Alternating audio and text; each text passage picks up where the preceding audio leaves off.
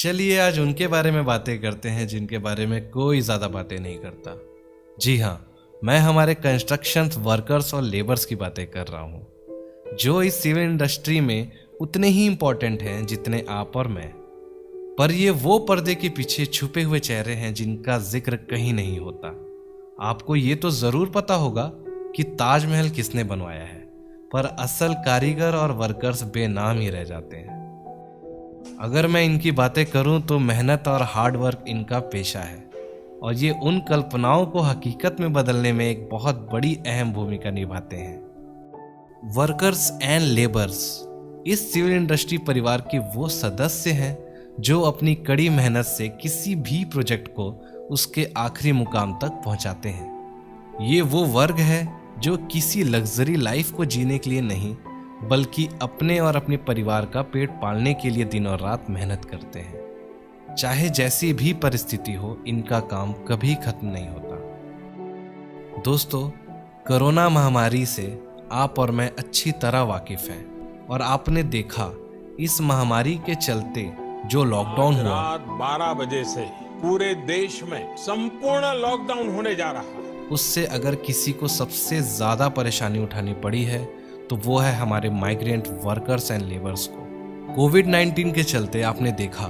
कि किस तरह से वर्कर्स एंड लेबर्स दूसरे शहरों में फंसे रहे। लॉकडाउन की वजह से उनके पास ना तो काम था, ना रहने के लिए घर और ना ही खाने के लिए पैसे। कंप्लीट लॉकडाउन की वजह से सारी यात्री सेवाएं बंद कर दी गई ताकि ये महामारी फैले ना, जिसकी वजह से प्रवासी मजदूरों को घर वापसी तक का सफर पैदल चलकर ही करना पड़ा। पैदल चलने वालों में महिलाएं, उनके छोटे छोटे बच्चे तक शामिल थे। कितने पहुंचे तो कितनों ने रास्तों में ही दम तोड़ दिया, तो किसी ने आत्महत्या तक कर ली। भारत सरकार के ऑफिशियल वेबसाइट इन्वेस्ट इंडिया के अनुसार एक सर्वे में पाया गया कि कोविड-19 ने बहुत ही भारी क्षति पहुंचाई है हमारे कंस्ट्रक्शन इंडस्ट्री को, जो इंडिया की सेकेंड लार्जेस्ट रोजगार देने वाली सेक्टर है एग्रीकल्चर सेक्टर के बाद।